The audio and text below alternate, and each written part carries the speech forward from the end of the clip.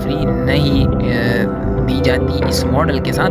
Device की तरफ हम दोबारा आ जाते हैं दोस्तों। हमारे पास इलेक्ट्रिक ब्लैक कलर मौजूद है ओप्पो का A53।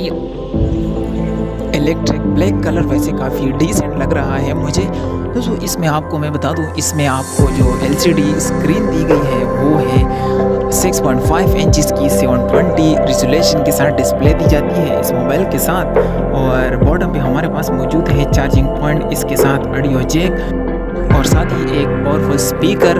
तो दोस्तों आपको लेफ्ट पे इसमें मिलेंगे वॉल्यूम कीज़, वॉल्यूम डाउन और अप कीज़। इसके साथ ही एक सिम के लिए ट्रे और जिसमें आप डुअल सिम्स और एक मेमोरी कार्ड आप यूज़ कर सकते हैं दोस्तों। इसकी डिस्प्ले की अगर हम बात करें तो 6.5 इंचज़ की IPS डिस्प्ले और इसमें आपको 720 और 720 रेजोल्यूशन मिलती है। इसके साथ ही मैं आपको बताता चलूँ कि आप इसमें 720 मल्टीप्लाई 1600 आपको रेजोल्यूशन मिलती है और आप 1080 फ्रेम पर सेकंड के हिसाब से आप इसमें वीडियो वगैरह रिकॉर्ड कर सकते हैं और आपको इसकी स्क्रीन की क्वालिटी मिलती है।